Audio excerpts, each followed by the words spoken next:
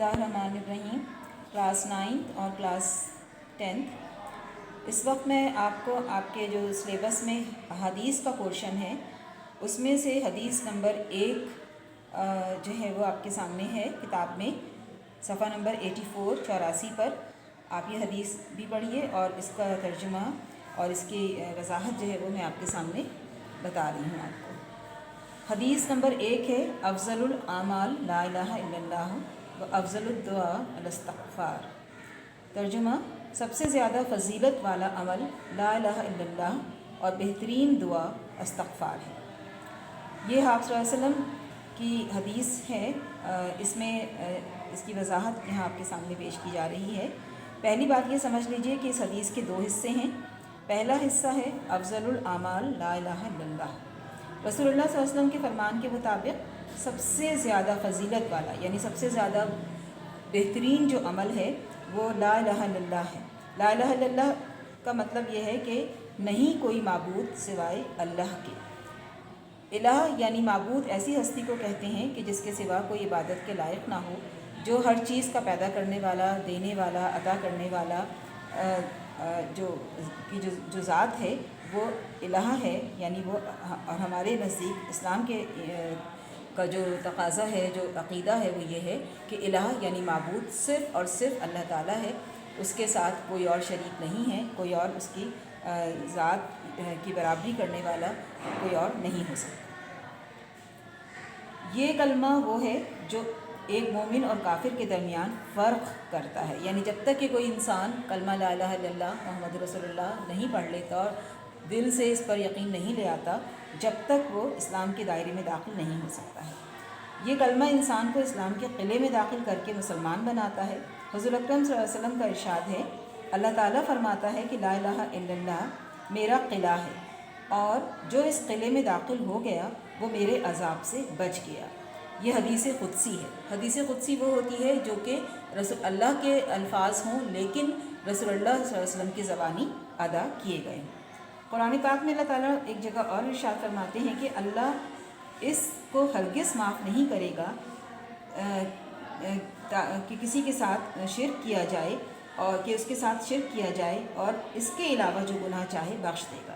यानी अगर किसी शख्स ने अल्लाह की वहदानियत पे कोई ईमान ले आया, अल्लाह को एक मान लिया, तो अल्लाह ताला जो है वो उसको माफ़ कर देगा। अगर उसके और जो गुनाह होंगे तो अगर अल्लाह चाहेगा अपनी मर्ज़ी से तो वो उसे माफ़ कर देगा।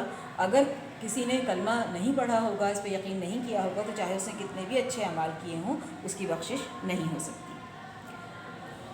इस कलमे में जो इक़रार वहदानियत के तकाज़े हैं यानी अल्लाह ताला के एक होने का जो तकाज़ा है उसके बारे में हम कुछ बातें यहाँ समझ लेते हैं। पहली बात तो जैसे मैंने कहा कि ये अफ़ज़लुल आमाल है यानी सबसे बेहतरीन अमल है। जब बंदा अल्लाह की वहदानियत का यानी अल्लाह के एक होने का इक़रार कर लेता है तो उस पर यह वाजिब हो जाता है कि जिस हस्ती को उसने तमाम अर्ज़ व समा यानी ज़मीन व आसमान का खालिक मालिक मान लिया है उसी के अहकामात के मुताबिक अपने हर अमल को ढाल ले। यानी अब उसका अमल भी अल्लाह ताला के अहकामात, उसकी तालीमात के मुताबिक होना चाहिए। और अगर वो ऐसा नहीं करता तो फिर वो कलमे के तकाज़े पूरे नहीं कर रहा और वो सही मायनों में मुसलमान कहलाने का मुस्तहिक़ नहीं है। इस हदीस का जो दूसरा हिस्सा है उस पर आप गौर कीजिए, अफ़ज़लुद दुआ अल-इस्तिग़फ़ार।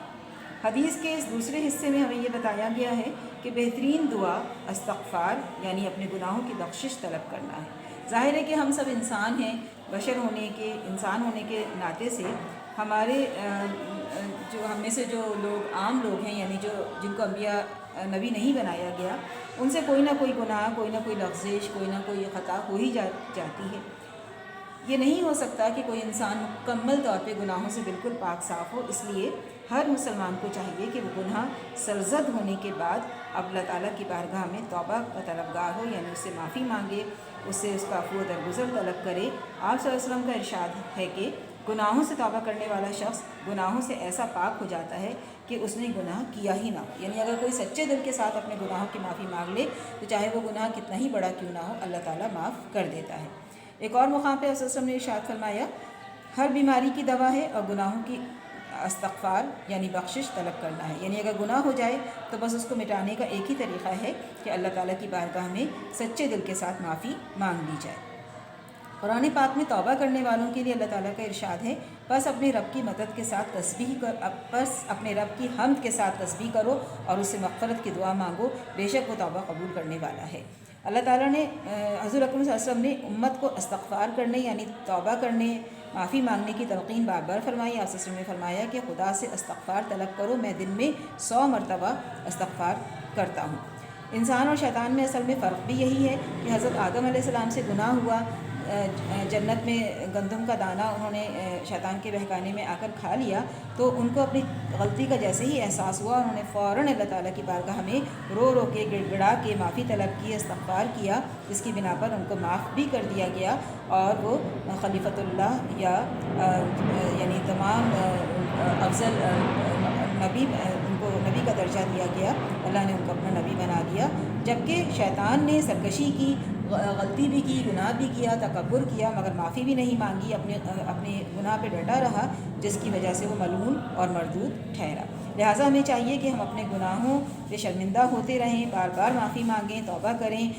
جن گناہوں کا ہمیں پتہ ہے اور جن کا ہمیں نہیں احساس ہے، ہر گناہ کی معافی اللہ تعالیٰ سے مانگتے رہیں۔ اور چونکہ اللہ تعالیٰ نے خوشخبری سنائی ہے کہ خوشخبری ہے اس شخص کے لیے جس کے نامہ اعمال میں کثرت سے استغفار پایا جائے۔